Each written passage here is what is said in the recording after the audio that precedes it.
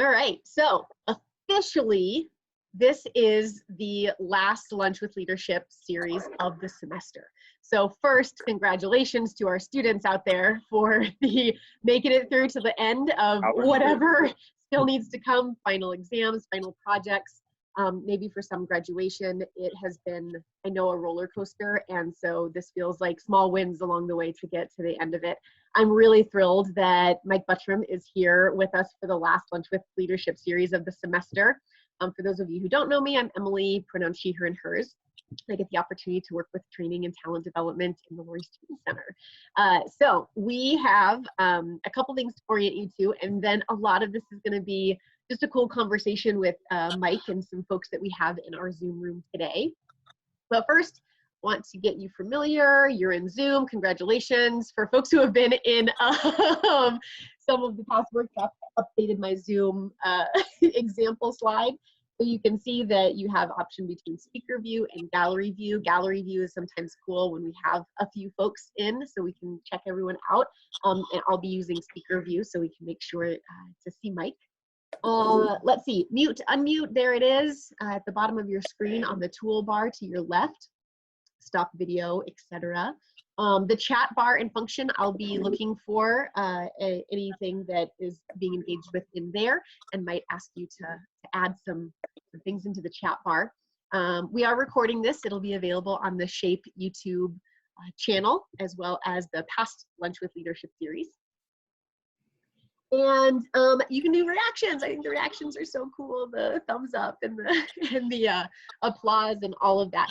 We don't have CC closed captioning on this currently, but we will have it on the YouTube video of it for folks to be able to have there. So we have a couple more people in our waiting room, so we're going to welcome them in. Right. Does that work? Okay, great. So I want to make sure I can see everyone. Great. All right, for folks who have just joined, welcome. It's great to see you. I was just orienting to the Zoom platform. We're here with Mike Buttram, who's going to hang out with us and share a little bit about the Rams Against Hunger initiative and how it has continued going in this bizarre time that we find ourselves in. So at this point, how it will work is I am going to quickly stop sharing my screen and go with Michael. And we're gonna have a little dialogue and ask some questions just about how he has seen, displayed leadership during this time, and also a little bit about journey. As we're talking, it would be awesome for folks to think about questions, either specifically to some of the details of some of the programs that we know that he oversees, and he'll go into that, or just in general in terms of philosophical views. So it's great to have folks with us today, and I will stop sharing my screen. At the end of the session today, we will have an opportunity for Mike to share something that's been inspiring to him also. So we'll wrap up with that. We'll probably be about 40 to 45 minutes, and are just really glad that folks are with us. All right, so Michael, let's turn it over to you. Will you introduce yourself to the group? We can also have folks introduce themselves if you'd like, but I'll kind of turn it over to you and share with us a little bit about how you're positioned both at CSU and maybe in life, what's some important things to you, and just share with us a little bit about yourself. Oh, all right. Well, thanks.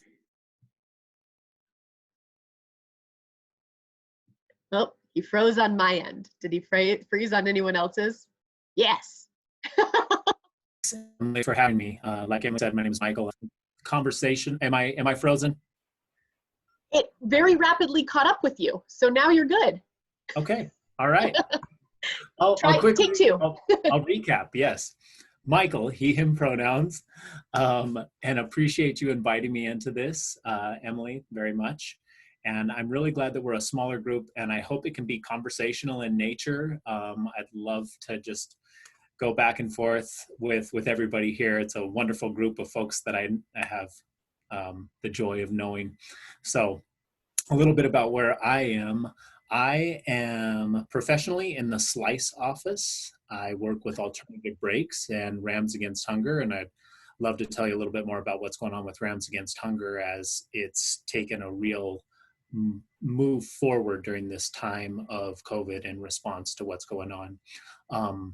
I come from a background in education. I was a music teacher for a little while, for a few years, sang a lot of Raffi songs and did a lot of kids theater, which was a joy. And then had the opportunity to live in a couple of places in Latin America doing some nonprofit education work, and was eventually the executive director for a small nonprofit called Bilingual Education for Central America. And you could check us out at beccaschools.org. It's a wonderful organization. I'm still very closely tied. I'm on the board, and I can speak to that a little bit because it has been very formative for me. The experience of living in Honduras, of feeling that I was welcomed into that community and really taking part in what I saw to be a grassroots, amazing effort to educate children in a country where education is hard to come by. And I just really value those relationships and the lessons that I learned from the parents and the families there. I value very much my own family. I'm a father. I have two sons, Dawson, who is 8 years old, and Sam, who will turn 6 on the 15th. So it's a wonderful time and a hard time for a kid to have a birthday party, because all the things that are important are not as possible in this moment. But we will make it as special as we possibly can nonetheless, and I know his friends and family will all virtually make it as special as they possibly can too. And I'm learning a lot of lessons from the kids on how to value the present moment and how to value the time that we're having together, and to see it as a gift, because they do it in a way that sometimes as adults we're not very good at anymore. We forget that somewhere along the way. So they're great reminders for that. Other things that I value the workplace that I'm in. I value working with people like y'all and the people on this campus, and seeing how a community can come together, especially in a time like this, and prioritize the needs of others and the needs of our community as a whole, and make things happen to fulfill those needs that may be outside of our normal purview and may require a little bit of a nimble attitude and creative thinking. And I'm happy to see that we're capable of that. I also value live music. So that means my summer is going to be a rough one because I spend a lot of my time seeing live music. And I'm worried about all the wonderful people who work on music crews, and the wonderful people who are at small events and small venues, and the bands that don't have enough money to make it through this moment. I have a lot of friends in that industry, and I'm concerned for them. So trying to think of ways that we can be supportive of that community too, among all the others that need our support in this moment. And yeah, that's a few of the things that I value. Awesome. Thanks, Michael. Will you share with us a little about, just so I think folks, Rams Against Hunger has been a bit of a buzzword, but a really important initiative that has come forth in CSU in the past couple of years. Will you give us just a purview of kind of what that umbrella is? And then I'm going to give folks a heads up. Since we are a nice small group, we'll go and have you all introduce yourselves also, and kind of what brought you to the space after Mike shares with us a little bit about this. So you can either do that coming off mute or on the chat. So just FYI, that's coming. Okay. Great. So Rams Against Hunger is a tremendous initiative. It was spearheaded primarily by Dr. Jen Johnson, who is our colleague in the Slice office. And I know everybody knows JJ, a fantastic human, a true powerhouse, just gets things done. And she has taken tremendous initiative to recognize an issue and to recognize a student voice pushing for something, a response to the issue around hunger on the college campus. And she, among others, has built kind of a menu of services that respond to this at varying levels, because there are varying levels of need, and there's not a one size fits all type of hunger.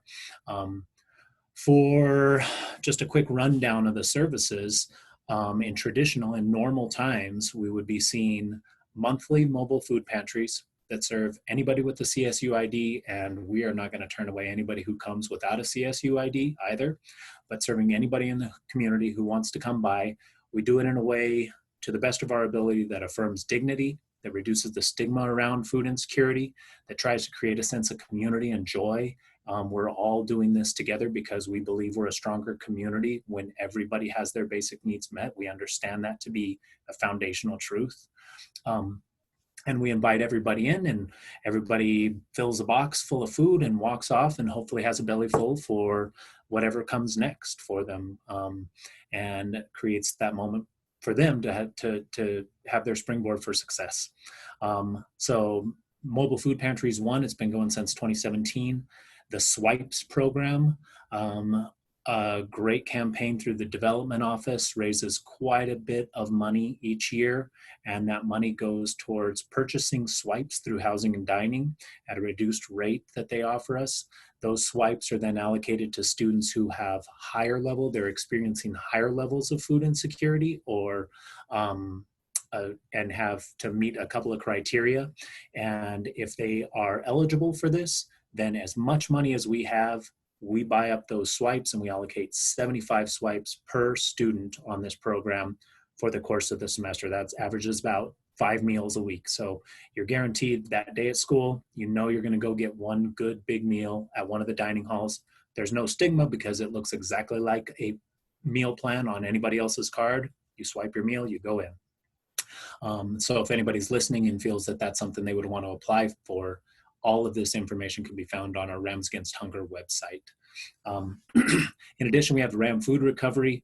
This is a texting chain that's going to notify students, hey, there was a big event over at Durrell, and there are 14 pizzas left right now. If you want to come grab a couple of slices, please do. And in normal times, that's a great way to reduce food waste, while at the same time ensuring that people are getting enough food.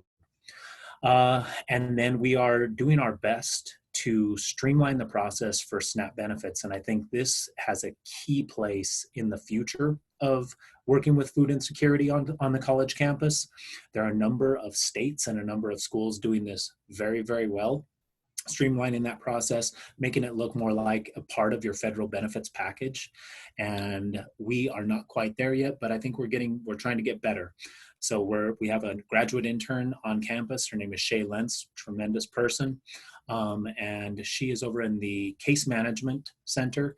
You can apply or sign up for a time to work with her. And when you have that time to work with this individual, they're going to kind of walk you through the process of applying for SNAP benefits, get you kind of streamlined, get all your paperwork in order so that when it comes time to apply and have the traditional interview, you're going to be 3 steps ahead of the game. One of the very, very good things on the horizon is that we're looking to get certified with Peak Pro platform and technology, and this will enable us to streamline the process. Right now, I would say for anybody who may find this this opportunity of interest, they have removed the necessity of an interview. They're streamlining the program. If you think that you might be eligible for SNAP benefits, or even if you don't think you might, it's worth checking out. It's up to $100 to $200 is what we're typically seeing offered to each student who garners this per month. And that can be a really a game changer for anybody who applies and receives these benefits. If you have work study, there's a very, very high likelihood that you would be eligible. And again, it's about reframing this. There's a stigma around SNAP, around food stamps, but what we need to do is change that conversation to recognize that we live in a country, in a state, in an area of surplus.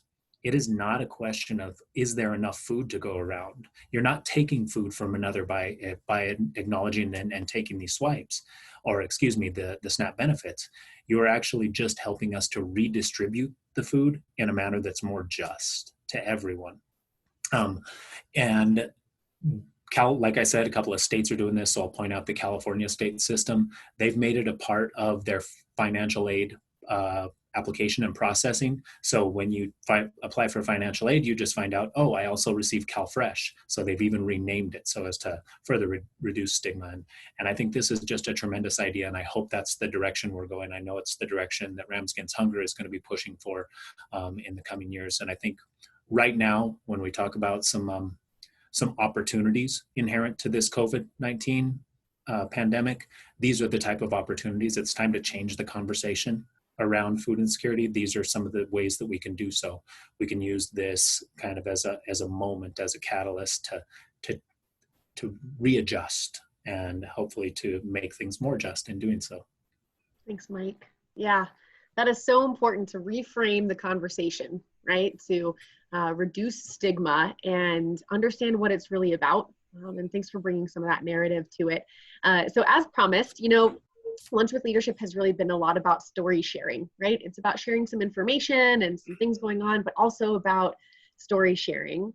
And thinking of maybe some of the stories that Mike could share or that we want to talk about, it'd be great to go through and see who's here and maybe what brought you to the space, so we can guide the conversation a little bit also, and just see who's here with us. So again, you can do that by coming off mute. I'll invite you into the space, and or utilizing the chat bar, and I will read it out. So Alma, are you okay if we start with you, and then we'll go to Bree?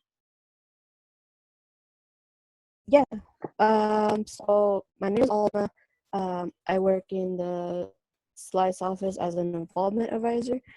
I'm in this space because Emily sent everyone a message, and I thought this should be fun. This is my first Lunch with Leadership, and sadly the last one. So, yeah. Thanks, Alma. All right, we'll go Bree, and then we'll go Jen after that. Awesome. Thanks, Emily. Hi, everybody. My name is Bree. I am a program coordinator in Off-Campus Life. I was excited to come to this space because I saw Mike was speaking. So I was like, oh my goodness, what a superstar. I'm a fan. So basically, I just want to hear more about Mike's life and his involvement in, obviously, we've been partnering a bit with Rams Against Hunger and Ram Ride. So we had some conversations around that, and food insecurity has been really important in our office. So I know we're doing some partnership around there, but I think it's really cool, like Emily mentioned at the beginning, getting to hear other folks' stories and their paths to kind of where they are now. So I was excited to hear at the beginning some of Mike's background and the adventures that he's been on. So I'm super excited to be here and learn from Mike. Awesome. Thanks, Bree. We'll go Jen and then Jennifer. Okay. Hey, y'all. I'm Jen Reeskamp. Please feel free to call me JR if that feels comfortable. I serve as the community liaison specialist between off-campus life here at CSU. Well, technically behind me is the student center. And then neighborhood services at the city of Fort Collins. So I kind of live in both worlds. I work with Bree. And then I was on the Slice crew for about 5 years, and that place has a piece of my heart and always will. And I know that there's been a lot of movement and changes around the Rams Against Hunger program, and I just wanted to get kind of up to date on what some of those are and learn a little bit about all the great work that Mike and the Slice crew have been doing. On a personal note, I'm super into gardening and super into food justice and just the fragility of the food system, which I think we're seeing a little bit now. So I think just from a personal lens, I'm also really interested. Thanks, JR. Awesome.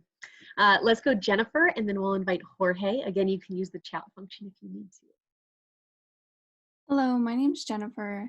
I am a second year at CSU. I am a HEFS major, and I currently work at the Collaborative for Student Achievement office on campus. So we have had opportunities to come to these workshops, which have been really useful just to learn more about ourselves and reflect. And on a more personal note, I've had a lot of friends share their experiences with Rams Against Hunger, and I was really interested to learn more about it this upcoming semester. Hopefully, if we're able to go back, I'll be transitioning to live in an apartment, so I won't necessarily have that meal plan like set up as I would with the dorms. So I want to like learn more about the program just because of all the good benefits I've heard about. And so far I'm already learning new things like about the SNAP benefits, which I didn't even know was a thing. But I'm really glad that was brought up to look into. But yeah, so yeah, I'm excited for this. Thanks, Jennifer, so much. No problem. We'll go Jorge and then Juliet. Also, I put the website for the Rams Against Hunger in the chat, and I will re-put it for those who just came in the room. Jorge. Hello, my name is Jorge. I work at Collaborative for Student Achievement as well. I joined because I've been joining a lot of these leadership workshops, and I found them really useful. So yeah, happy to be here. Thanks so much. We'll go Juliet and then Maurice. I'm Juliet. I use she, her, hers pronouns. I work in the SLICE office as one of the coordinators for public achievement, and I also work for SEED. I came because I've heard a lot about Rams Against Hunger, and it's part of the SLICE office, and I don't know that much about it.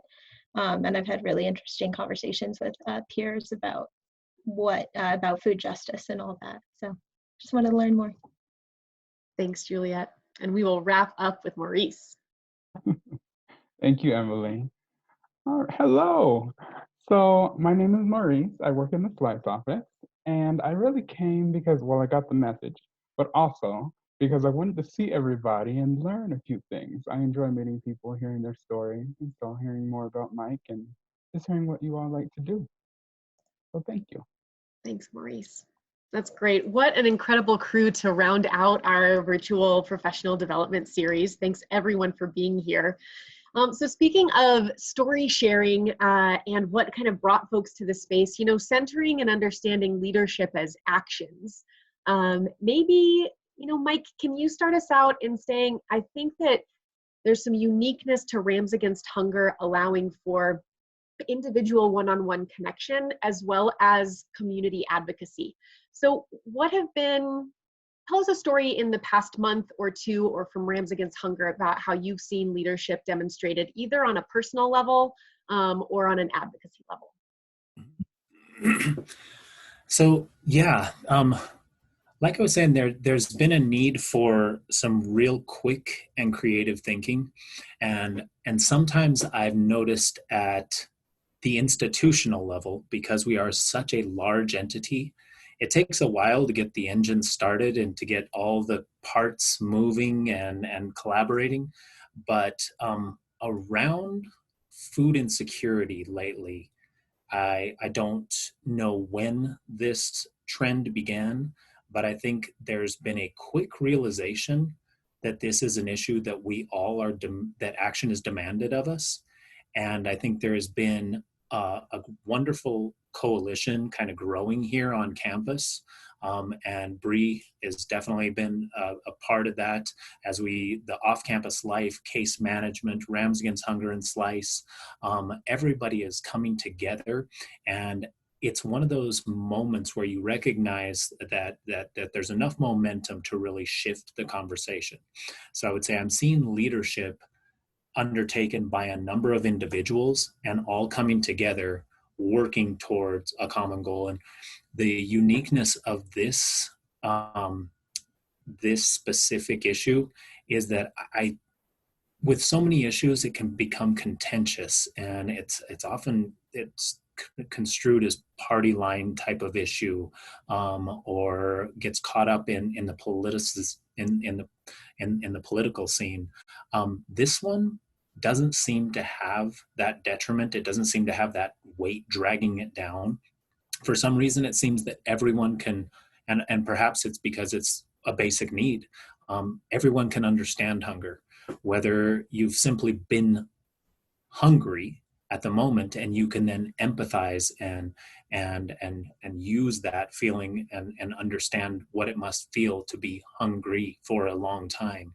Though you might not understand it in the same way, at least you can conceptualize. So I think there's a willingness to work on this as a larger and broader community, and in ways that there is not a willingness to work on other issues that we face as a society. So I've been happy to see the leadership and the willingness to kind of convene around this issue. Right now, in the last couple of weeks, watching an entity this size respond quickly for giant institution standards, this was relatively quickly that we were able to put together we have a functioning pantry out of our theater right now, the LSC theater. I should have shared some pictures with you, Emily. Perhaps I could send those and you could share a screenshot. I actually have them up. If you want, I can pan to them.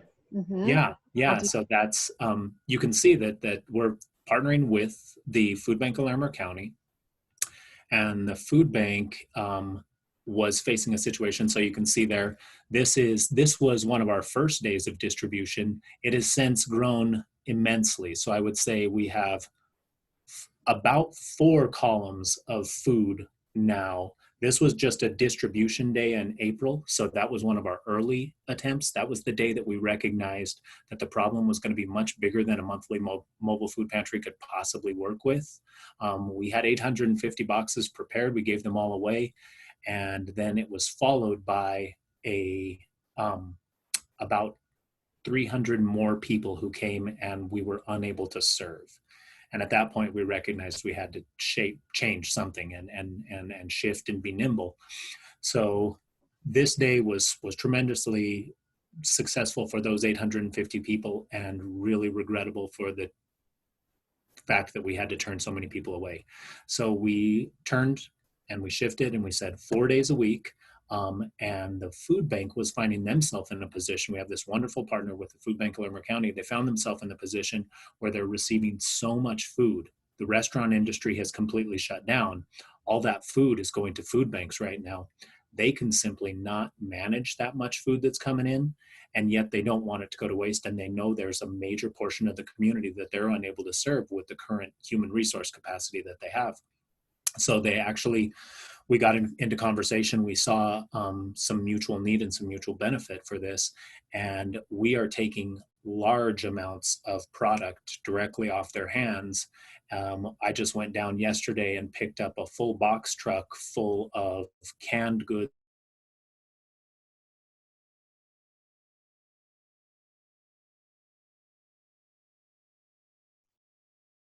I wonder if it will speed him up when it gets back to it.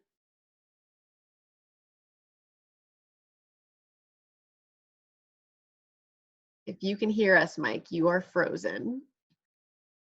But we'll kind of keep going. We also, in this opportunity, maybe to keep view on Mike's frozen face, technology, right? We roll with it. We have had a new person join us. Pamela, I don't mean to put you on the spot. We started today with just introducing ourselves and our connection to CSU and maybe what brought you to the space. Pamela, would you be willing to do that as we get Mike back on the call?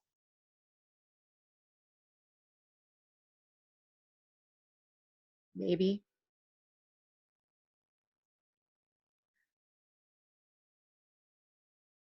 Okay, all of the technology, right? We'll just keep rolling with it.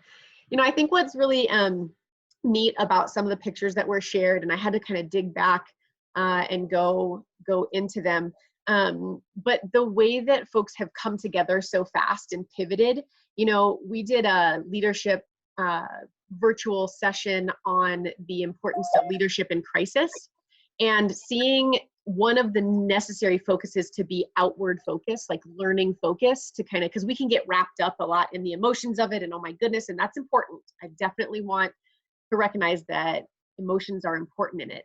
And if we can keep a focus towards the outward learning of it, what we're able to do is focus on a goal. on a project, on a need. And I think that that is really a great example of what Rams Against Hunger needed to do during this time, was to focus and say, what are the things that need to be addressed right now, and people need to eat. And so that's great. I wonder if I stalled enough to get Michael back with us. Michael, are you here?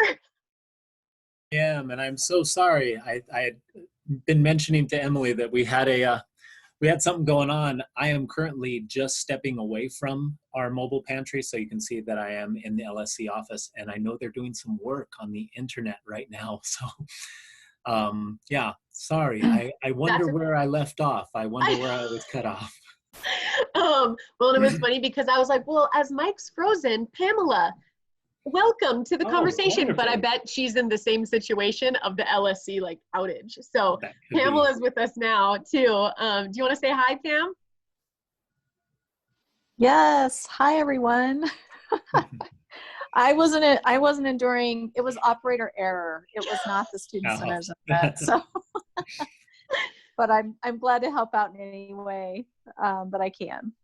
Awesome. Well, we're glad you're here. We had the opportunity. We've got about 10 of us with us, and so we just introduced ourselves and what brought people to the space. And Michael has been doing such a great job of overviewing what Rams Against Hunger has been, and some of the advocacy and leadership that we've seen in it. And we were able to share some pictures from the first mobile food pantry, and he was sharing how much it's grown since then. So I'm going to get back, and I want to turn it to folks also. Do you want to ask any questions? Just come off mute. If you do, I can see you on the participants. You can use the chat also. Is there anything specifically that folks are curious about?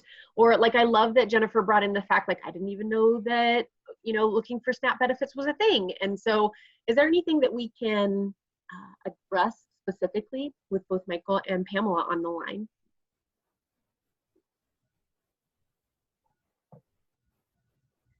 I have a question.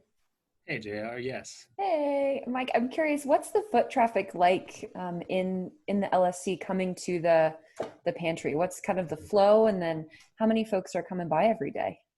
It's been a little hard to read so far. We're trying to do our best. We're tracking numbers. We're starting to track IDs on some days in ways that allow for distancing. So opening week, we had 184 people come on opening day. And we didn't know if that was going to be our norm. Then it leveled off. We were seeing probably an average of about 75 per day, 75 people over the course of a four-hour period, which allows for a lot of social distancing. We're being very, very intentional about the ways that we've structured the flow of traffic. Everybody stays outside. Nobody comes inside. We pack your box for you and distribute it to you outside. And you can have some choice in the matter. Of course, we want to really make this a shopping experience. But yeah, then yesterday a social media Instagram blast went out, and I sent a couple of emails to large listservs, and then we had 300 people yesterday. So we were a bit overwhelmed. It was a hectic day. This morning kind of calmed back down again. So we'll see. I'm going to guess that we're going to be seeing about 100 per day until folks head home. Those who have remained in Fort Collins begin to head home. It's not going to stop over the summer. We recognize that a lot of CSU staff is going to continue to utilize, and we know we have a lot of students who live close enough or in the Fort Collins region.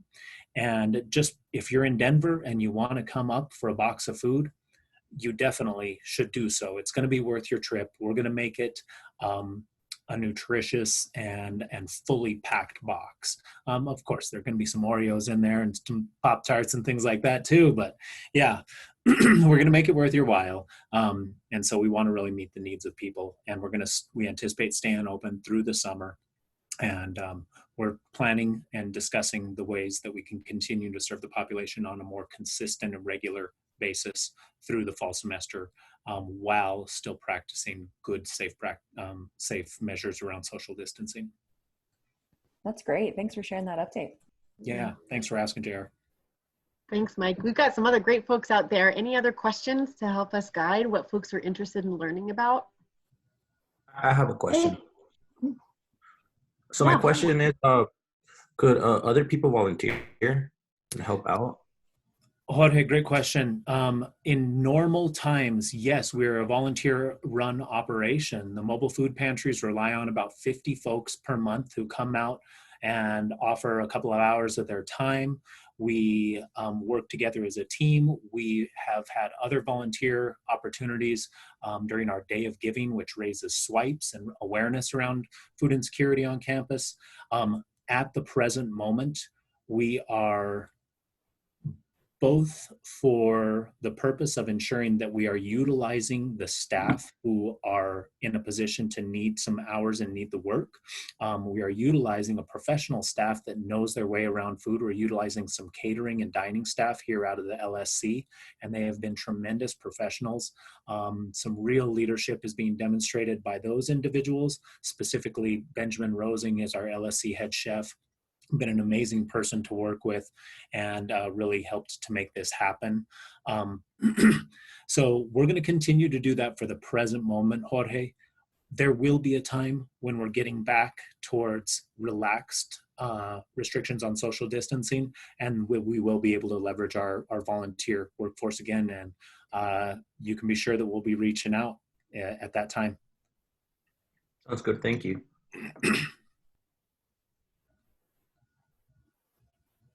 Thanks, Jorge. Any other questions? I had a question. You talked a lot about changing the stigma against using benefits. Yeah. What, if this is even in Realms Against Hunger's agenda, how are you trying to reduce the stigma against, for people who don't use the benefits? So there's still that so while it'd be great for people to not feel stigmatized for using them, how do people who don't use them reduce that stigma? Yeah, well, I think we need to normalize the conversation for once. And Juliet, this is a great question. Thank you. I think we need to normalize the conversation. We need to acknowledge that it is an issue. It's being discussed more and more in broadcast media and very large forms of media. So if you check the New York Times or the Washington Post and check Hunger on the College Campus, you're going to see that this is a spoken about issue in ways that it never had been before. But I think what it boils down to is higher ed has become more and more the norm for everyone. And gratefully, we are opening doors to communities that were for a long time prohibited by various manners from entering the doors of higher education. And as this happens, it's great, but the costs also mean that the student who comes in might have federal aid, might have some funding, might have some scholarships, but that's just going to cover their tuition. What then goes as a shortfall is going to be their basic needs. And we need to change that situation. We need to make sure that nobody's basic needs have to go unmet at the expense of receiving an education. So for one, it's starting to normalize the conversation. It's starting to talk about it. And that requires that everybody is talking about it, not those individuals who are experiencing food insecurity, but everybody is talking about it. We start to understand basic needs as a prerequisite for any classes being taken, as a prerequisite for success on the college campus. And so we need to be at those events. We need to help raise the awareness by talking about it. Also, the utilization of services by folks who experience low levels of food insecurity helps to normalize, because it reinforces that surplus mindset, that understanding that going without a meal per week might seem like, well, that's the right thing to do because someone else needs it more than me. When in actuality, we need to all acknowledge, no, it's not okay that somebody has to forego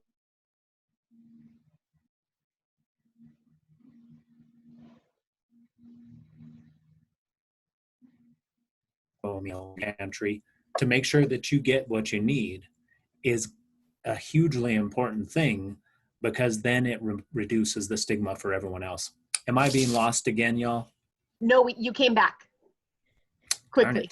I think I will switch to my phone here. Okay, but we got the majority. I think we can safely say, like, we heard the ending of it and all of that, so you were good. Okay, yeah, yeah. But it's a community effort to reduce that stigma, and I hope that more and more people will start to join in, take part in that conversation. Thanks, Michael. I'm wondering if, you've done a lot of work in places, right? You spoke about your experience with Honduras. I'm hoping you can still hear me. Oh, he's coming in on the iPhone, so we're gonna switch him over here.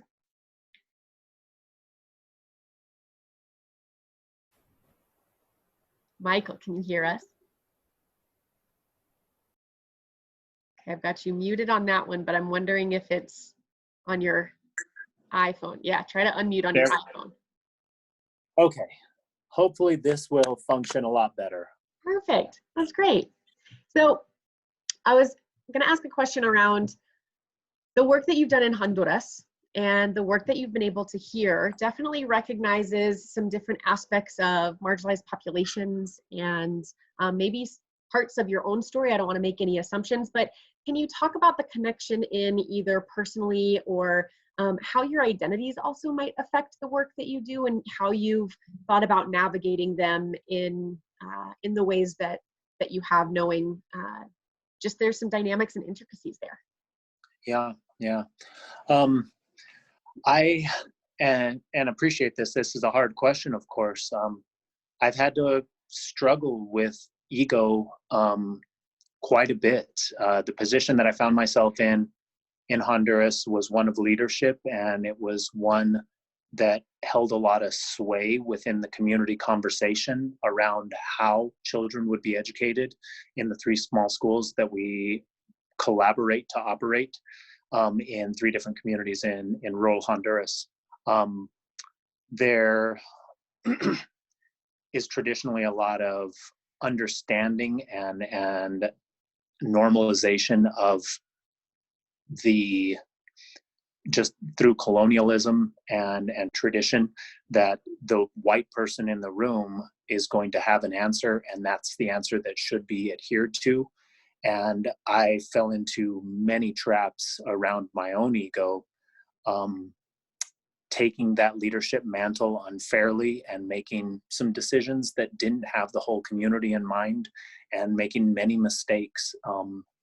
And I had some wonderful mentors in that realm as well. The founder of that organization is somebody who is very conscientious and has worked through these issues herself and taught me a great deal. Then I had a lot of hard lessons learned sitting around the kitchen table with some families who have become some of my very closest friends, and learn to step back and let the community voice be the leadership in the moment, and to try to just be supportive and leverage the privilege that I bring and that I know our nonprofit institutionally brings into the picture, through the form of money, through the form of being able to recruit volunteer teachers and access resources, and then really putting those tools alongside the brain power and the leadership of the Honduran families and partners that we share this school with down in Honduras, the 3 schools, and doing a better job. We still struggle as an organization, and it's something that will probably continue until we work ourselves to a position where we are simply a supportive gesture, and the community runs this school, which it's already coming close to. Right now, 50% of our teaching staff are graduates of our own school, and they are bilingual graduates, and they are the kids that I had in my class, and now they're running the school, and it's about the most beautiful thing I could ever imagine. And we always thought it might happen, and we always wished it would happen, and suddenly I'm feeling very old and it's happening. So I appreciate those hard lessons, and I'm trying to bring them to the table here at CSU, to understand that it's not me who is working through the hard issue of food insecurity, but also acknowledging that we as humans have this tremendous capacity of empathy, and we can actualize, we can feel through that kind of theory of mind thing, what another may be going through. And what I really want, I view it as somewhat of a selfish lens, but I think it's a good way of getting there.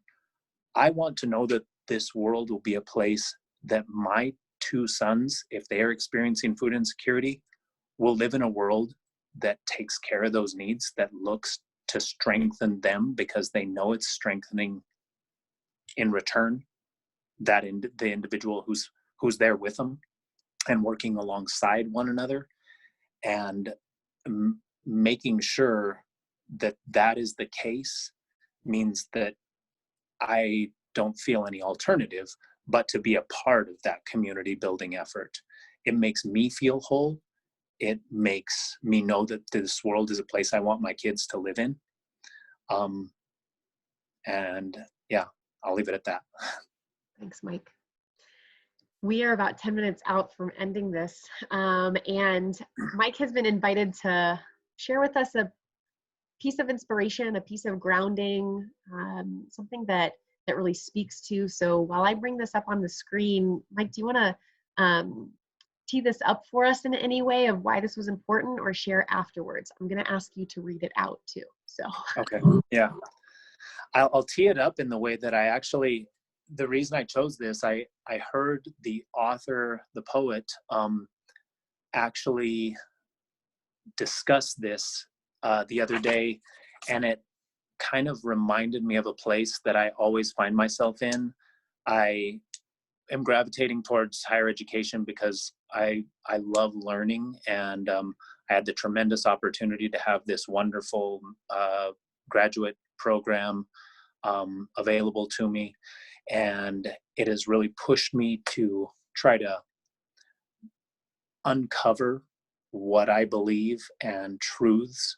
And at the same time, I feel very compelled to programmatic work and action. I don't know if I'd be a great researcher or somebody who, wrote textbooks or something, even though I kind of want to be. I want to be a philosopher, and yet I recognize I don't quite have the capacity. So, but I find myself torn in this place, and the author, the poet, discusses this very well, and he set this up saying there's kind of this adage.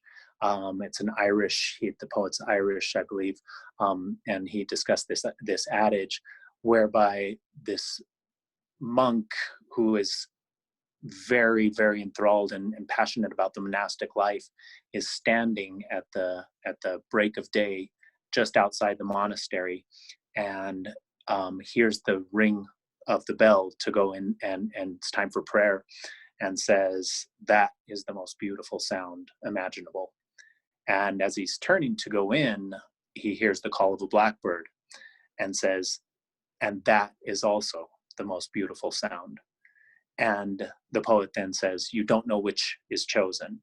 And that's kind of the ambiguous beauty of this, is that they can both be, and you have to hold both of those, that we are both called to feed the inner, and to seek for ourselves the truths that we may find through whatever means, and practice our craft and become better people in whatever ways that appeals.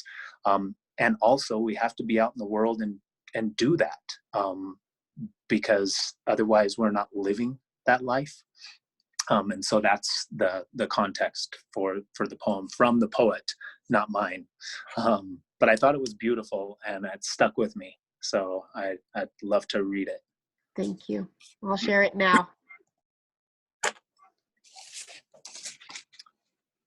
The Bell and the Blackbird, it's by David White. The sound of a bell still reverberating, or a blackbird calling from a corner of the field, asking you to wake into this life, or inviting you deeper into the one that waits.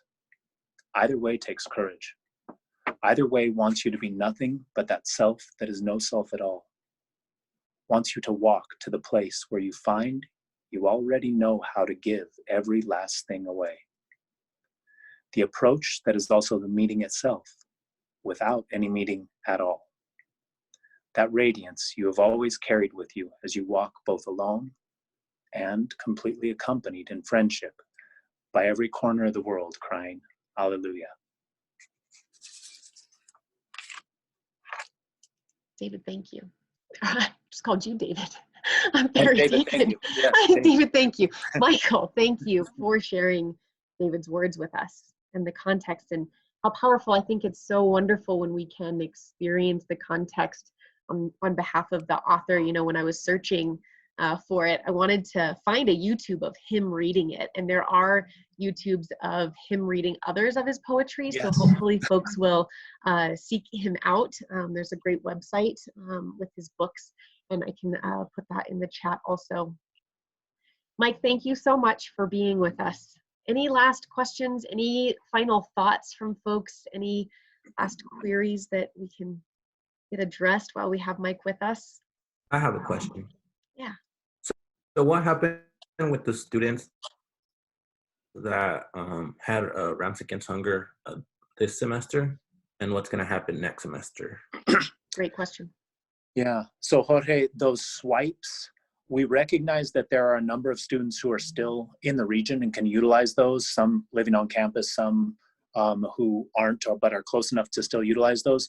So an email was sent out to everybody assuring them that if they want to continue to use those swipes through the end of the semester, the Foundry is still open and it's serving students pre-boxed meals. And so all students who had those swipes can continue to use them.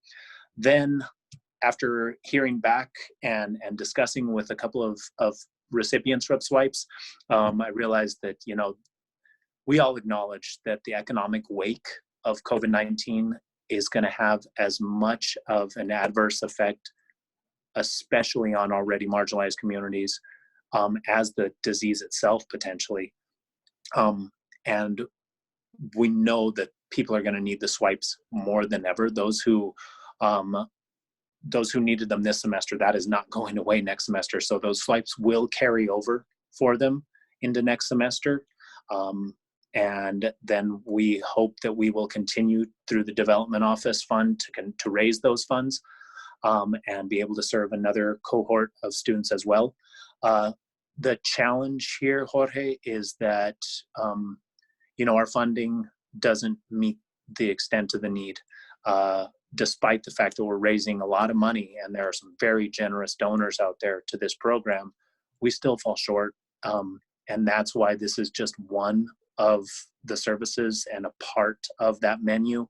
And we recognize that getting people connected with SNAP benefits is probably one of the most effective ways to combat hunger on the college campus right now. And so we're going to put a lot of our focus there. We're going to put a lot of our focus on making sure that food is available to students through the form of, with social distancing and safety measures in place, through the forms of our pocket pantries and our whatever our food distribution mobile food pantry may look like come fall. Thanks for asking that question, Jorge. Yeah, just a follow-up question. So are those students going to get the same meal swipes, or are they going to get less meal swipes next semester? Or are they going to be in addition to the meal swipes that they would get next semester? So traditionally, the student who has received them for one semester, sadly, we are not able to keep them on continued through the entirety. So after they're done, they have to reapply so that the next cohort that's been on the waiting list can be served. So we're going to serve the next cohort with a full allocation of swipes, while the folks who left halfway through the semester and didn't use their swipes, they will still have those swipes available to them, whatever was left there. So it's not going to be the full allocation. And again, we're working with limited resources. We're trying to be nimble and creative and do the best we can. So Jorge, if you have some good ideas for me, I'm very eager. And we're going to continue to leverage some real generous leaders in this community who have stepped forward in a lot of ways to make sure that their community is whole. And we anticipate that'll continue to happen. And there's a lot of alumni. There are a lot of alumni who can really do that. Thank you very much. Thank you, Jorge. Mike, thanks so much for being with us. I put, again, the link to Rams Against Hunger in the chat, as well as the attendance link. If you'd like to let us know that you were here, we can share it with your supervisor. That rounds out the Lunch with Leadership series and this semester's offering for the professional development virtual series. So thank you for those of us who, or those of you who have been through us since kind of the beginning, wherever you were able to enter. It has been quite a journey, and we are committed to continuing to serve you in the ways that we can, and throughout the summer as well as the fall semester, whatever may come. So I'll stick around if you need anything at this point. It's awesome for you to come off mute before you leave and just say bye to Mike and myself, and we're really grateful that you could be here. So thanks, Mike, so much. Thanks, everyone. And thank you, Emily. Thank you for all the leadership you're showing in this moment. You've been doing tremendous work through and through. So a lot of gratitude to you. Thanks, Mike. And thanks for everybody for showing up. It's so good to see really good friends and have this conversation with y'all. Appreciate it.